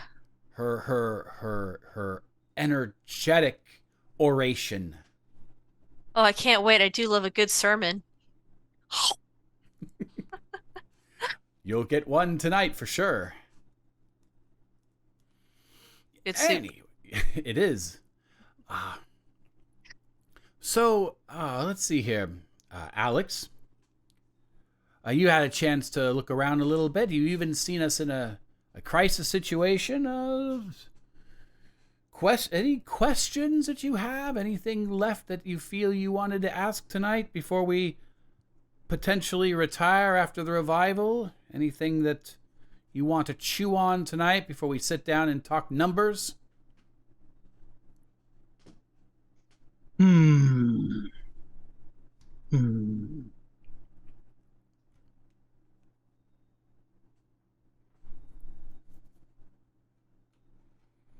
Sorry, this is a complete non sequitur of an aside. Go for Yeah. it. What has August done with his lamp? It's sitting on the table next to him. Yeah. Yeah, Is I was the actually lamp going to ask too. blue? Is the light in the lamp blue? Okay. The light in the lamp is not blue. It is what you expect a lamp ought to look like. But since Edvard, and maybe, I don't know, Ernst, you've probably been looking at this too, I suppose. In fact, everybody can. Why not? Let's just make this a group vigilance check, as at some point, this very strange man... there's a success. It's just Tatiana. Excellent. Bizarre. Okay. Maybe do it's this. because you're the closest to the lamp. I don't know. The flame isn't consuming the wick. You would assume by now he would have advanced the wick a little bit. Or you would have seen the wick shrink, or maybe the light shrink. But he hasn't touched any of the mechanism of the lamp. And it doesn't seem to be emitting any soot So it's a My, very strange lamp. my. Do you have the Lord's almighty holy flame in your lantern? Lords, oh my, what? No, no, no. There's nothing. I assure you. Why, the way that this lamp has brought me wealth and fortune, I suspect it might be a lamp from the age of Midas before it was anything to do with the Holy Spirit. Although, I maybe God does shine upon me with prosperity and profit, I suppose. No, no, no. Okay. Tatiana is going to be Tatiana because she's at dinner and sitting next to him, apparently. I think you're close. I don't know. We never are you? Oh no. That seems on brand. I don't know. Maybe. Yeah. So I'm sure part of her time in the bedroom was also making minor adjustments to the dress and how it fit her. And so making sure to put an elbow on the table. And there's going to be no cleavage in this dress, but she's definitely arranged her assets to the best display possible. And so she'll lean and have those lean on the table as well to kind of gather his attention and be like, how did you ever come across such a magical lantern as this? Just laying on the charm. Got it. All right. I'm going to say the following words while I'm assuming all y'all are watching this conversation because Tatiana's being Tatiana. So everybody's going to get an observation roll on this. While he says, I assure you that this lamp is magical in metaphor only.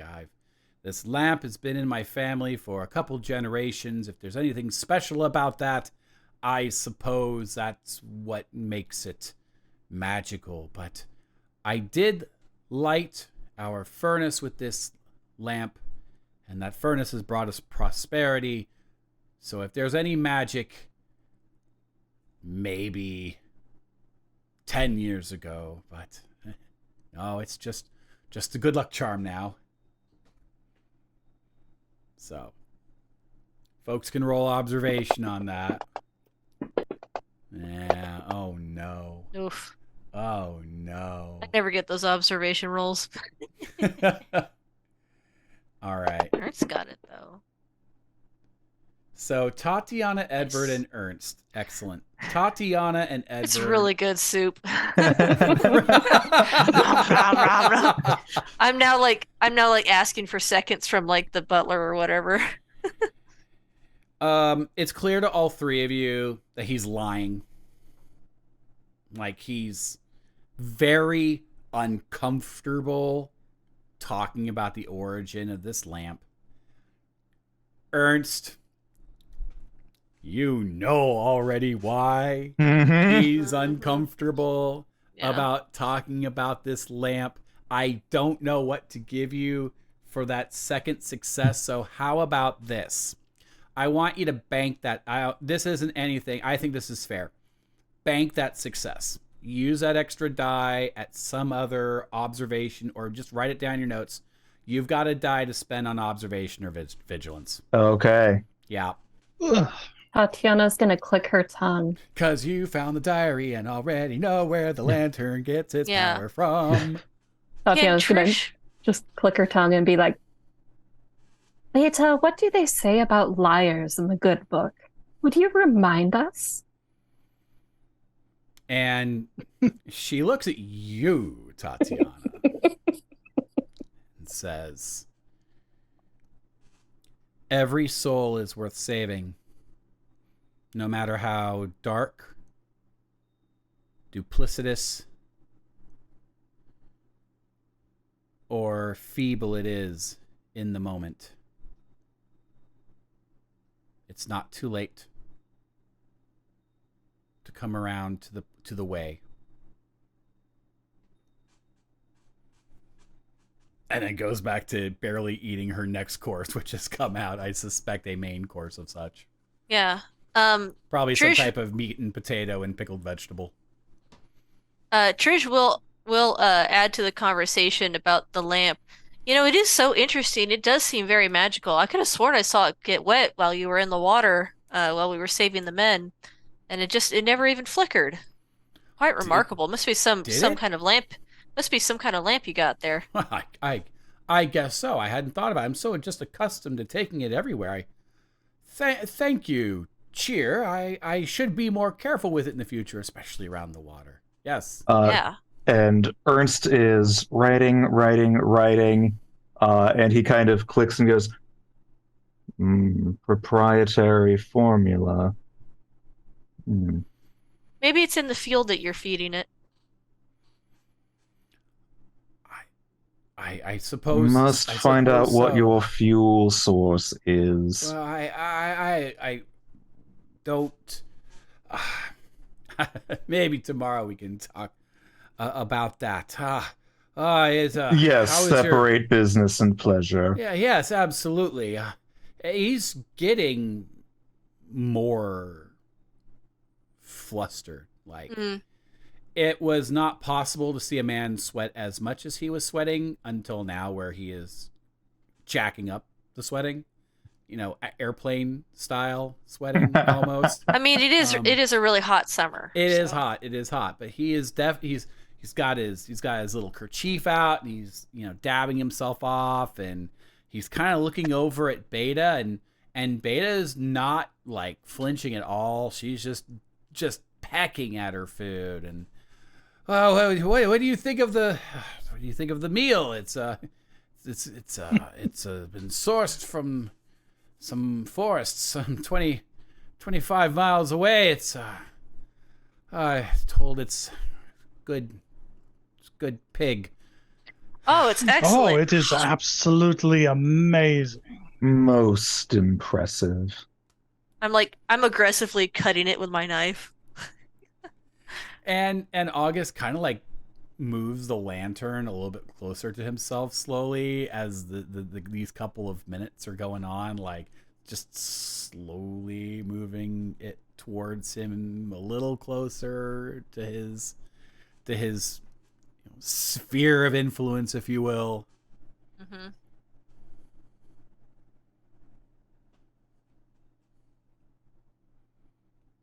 So tell me about the history of this area. It is a very interesting lake. Is it? Aside from being the source of our raw iron ore, I don't. Yeah, I would like to know the story behind this. See if we can find something more. See if we can find marketability that we might be able to incorporate into other locations. Has the level of the lake gone down despite the drought that you guys are having this summer? Well, the water level is a little lower. Yes, it has not been this. It's just a hot summer. I would hardly call it a drought. We have just sufficient water running through our mill and powering the machinery, and sufficient water to. It must be fed by a fairly steady stream nearby, right? Sure. Keep it from going down. Map of Westmolandia. What does it say? This map tells me that this is a series of lakes and streams that look like they go off the map. So yeah, there's plenty of lakes and interconnected streams and small rivers that feed everything. I mean, one area might be a little drier than another, but it all averages out. We've never had, and he turns back over to Edward and says, "We've never had a period where we didn't have enough running water to be able to power the ironworks." No, of course, modern engineering. I'm sure you have plenty of dams, and I hear they're called reservoirs. I'm just amazed by how it seems like the town is a lot of people are leaving, they're not really working the fields because of the lack of water, but they could be irrigating their fields with this big lake and the lake's nearby. It just seems kind of silly to abandon the land when there's still plenty of water, even though there's no rain. Trish, I want you to make a manipulation check, please. It's like there's just this idiot eating this food and just is like, seems strange. You're playing the court jester role perfectly here. Yeah, I got a 1. Is the town really in that bad of shape? It just seems like a ghost town. I mean, we arrived, was it yesterday or the day before, and it's just people were clearing out, acting like this place was a lost cause when it comes to agriculture. Just only the Ironworks is what's driving they're it. all working here now, I believe. I don't see the. Well, yeah, but like on like one source of industry, a town cannot run alone. I mean, you need sources of food and shelter, and I mean, not everybody can work in the ironworks. What about the women folk? They're not going to want to do that. True. I don't. This definitely isn't. And without the women folk, you won't have the next generation of workers either. Yeah, where are you going to get your next generation of workers if you're not going to be you're not letting your men start families? I've never had a problem with men coming in and working here at the Ironworks. I've never had a problem. You've only been around for a few years. I mean, give it a couple decades, and eventually you're going to have We've been old here a men. decade, and I assure you, we've never had the town is. Where is the town?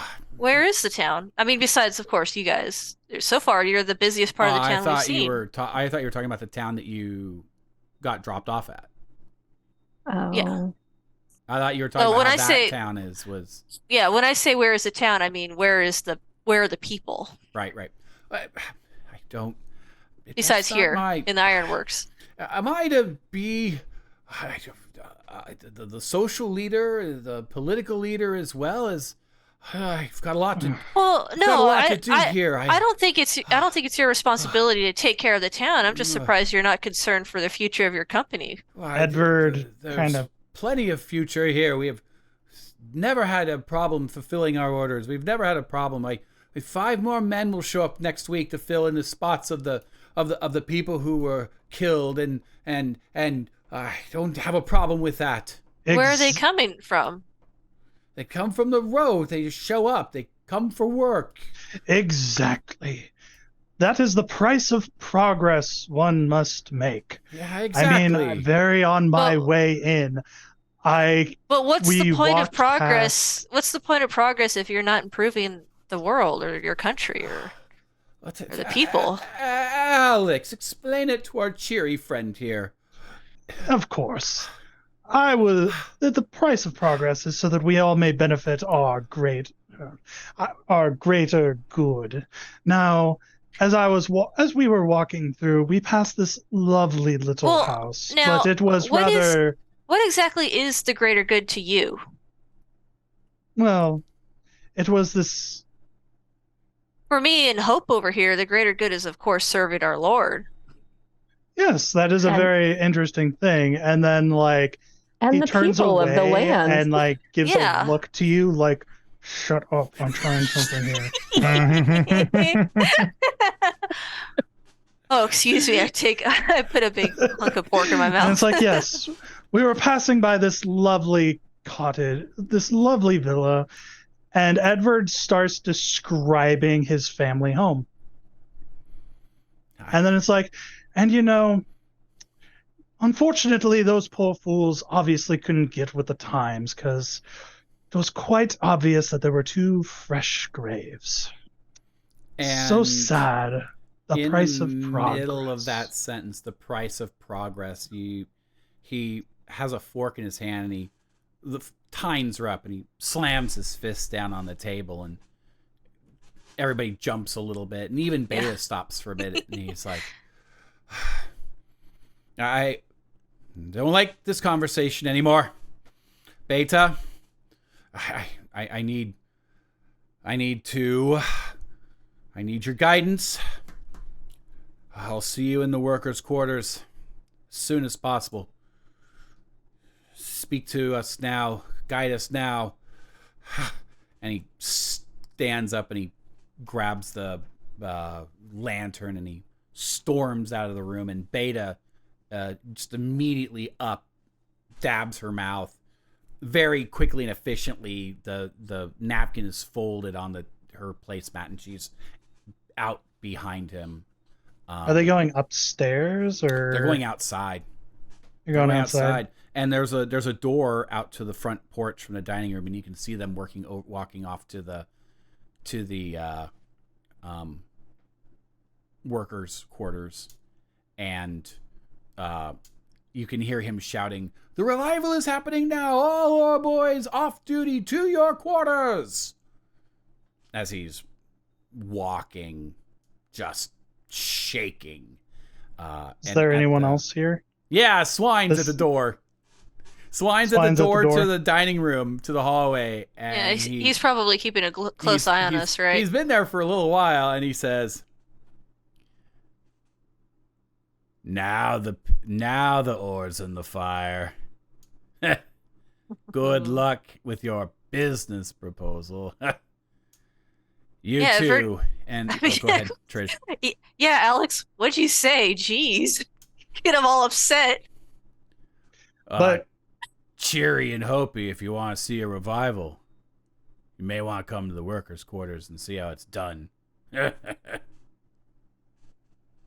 probably be there in a minute. I kind of want to continue this conversation with Alex. It's fine. Yeah, go. Sticking around. We will be there shortly. Also, I want to finish this Unfortunately, I course. must have said something that had upset him. Did I say something that upset him? Guess so. As I'm looking at Swine Yeah, I know. directly. And he's back to his as he's nodding his head, and he just verbalizes the yes. Oh, that is unfortunate. I wonder if he knew those two who were buried at that house. Oh my God, you're just come on, Swine. Ugh. Swine's not smart enough, but he kind of looks at you and he's just like, and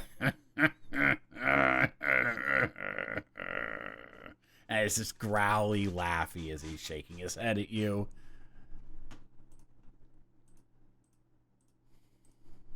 And he is not moving though. He's still there at the doors. Oh, okay. Where were people seated compared to where the door is?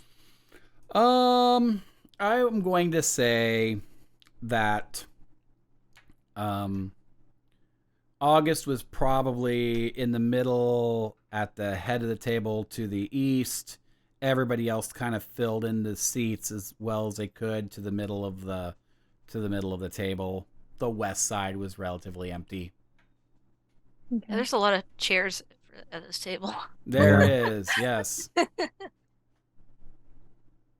Tatiana is going to walk over to the other side of the table and take the seat where Beta was. Mm. And she's going to start eating the food that Beta left over because she was picking at her food. Right.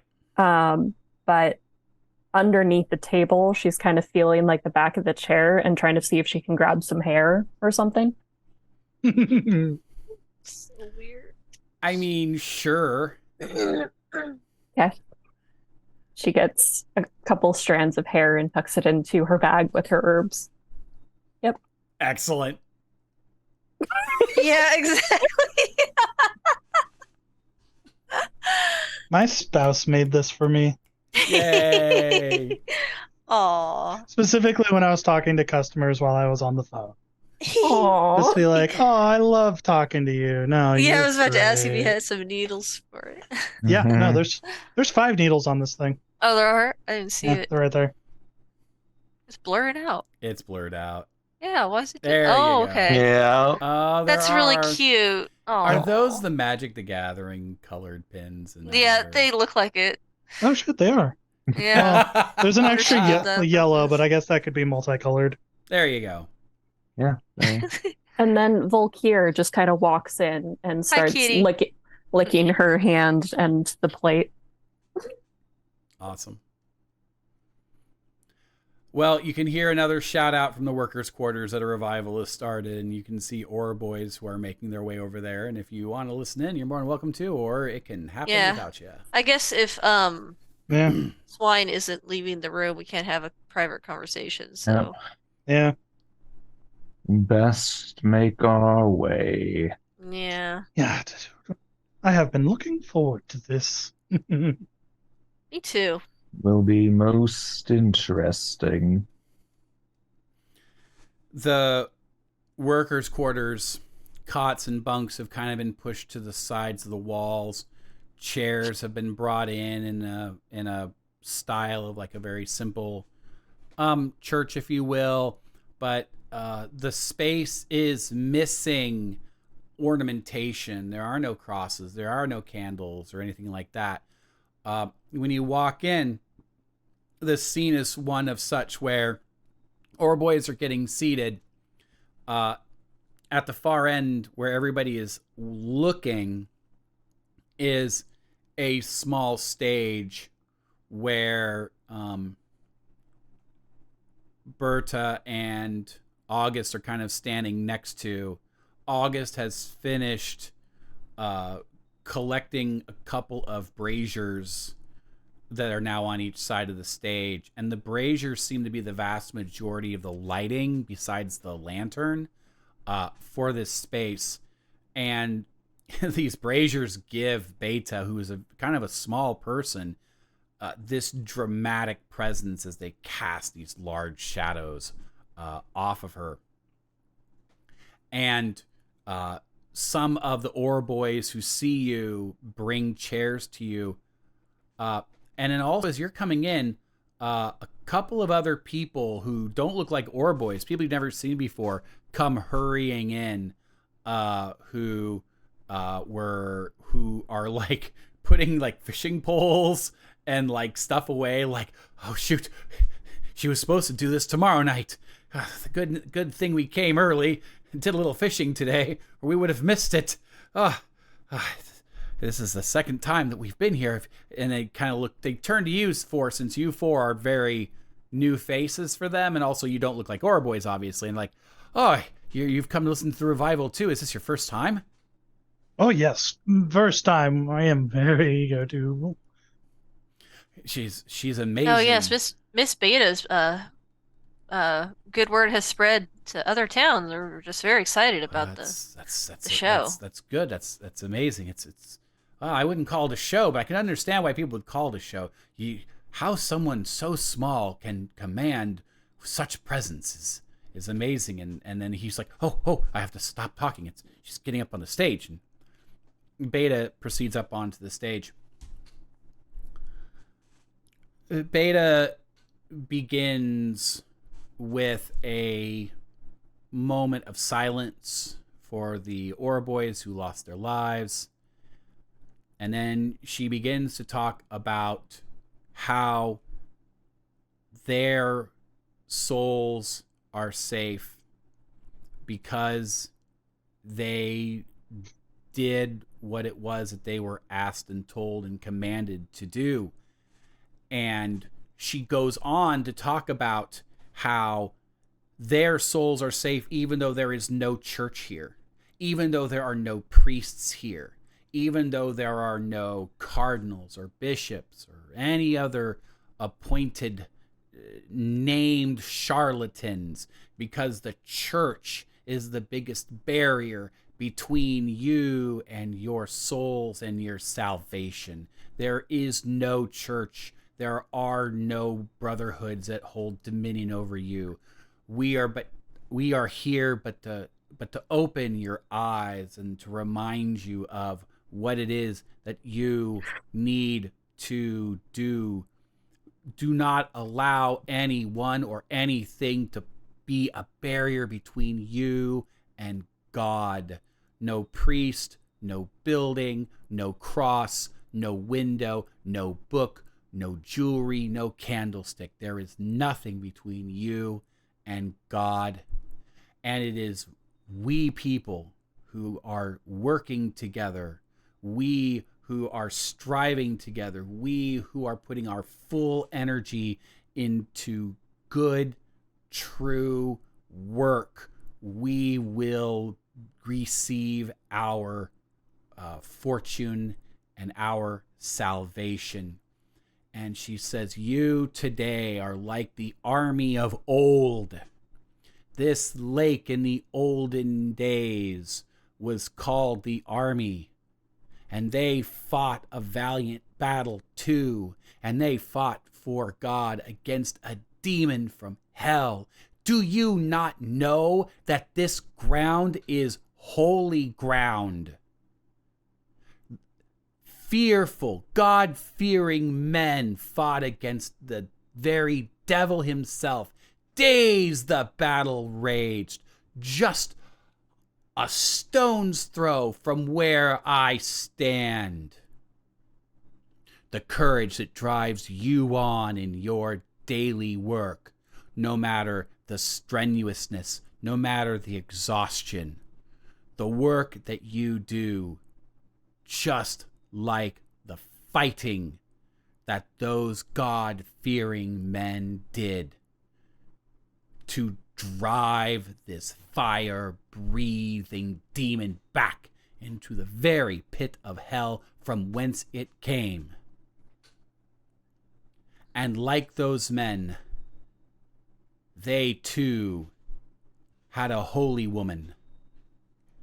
That holy woman who was a saint prayed for rain to cover the pit, sealing up the demon forever. This lake is named for that army in the old tongue. But it is a memorial. The men who died today are but a testament to the men who died then. Their deaths were, she says, oh my goodness, their deaths came to help end the devil's wicked hand in this place. You, and she points to all the Ore Boys, are descendants of those warriors. Continue to work, sweat in the heat of the furnace. Make money for the director. Heaps of it. For the Lord will judge the sluggards and the slothful. And then she looks at Edward and Ernst. And the deceitful. And then she looks at Trish and Tatiana. And wink at her. And the charlatans. Oh, he will judge them. And then she returns her view to the Ore Boys. Do your duty, or you will be consumed by the heat of God. And by the time that she finishes this sermon, her eyes that have normally been just gold now seem to beam gold out of her. And the whole space is enraptured with her. And you all notice that she's really time twisting that medallion around her neck. But it also might be the first time that Trish and Tatiana have really laid eyes on that medallion in a place like this with Beta doing the hard work. I think it might be time. Yes, Tatiana. So if we're not supposed to wear jewelry, why are you wearing that? You don't get to ask that question until you pass an observation check. Okay. Oh.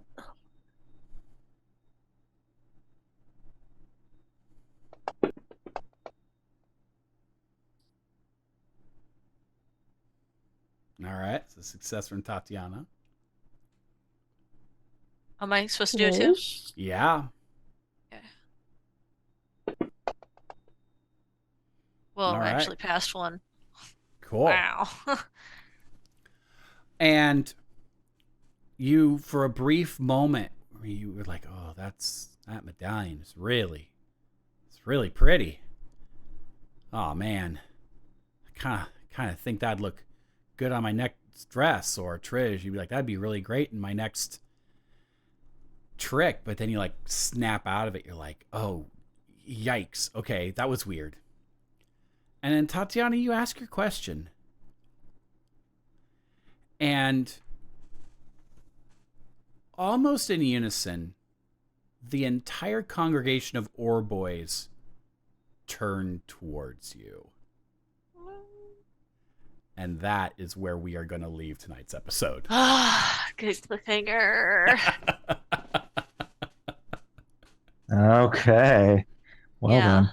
Very good. Nobody got gold sickness. Dang it. Ooh.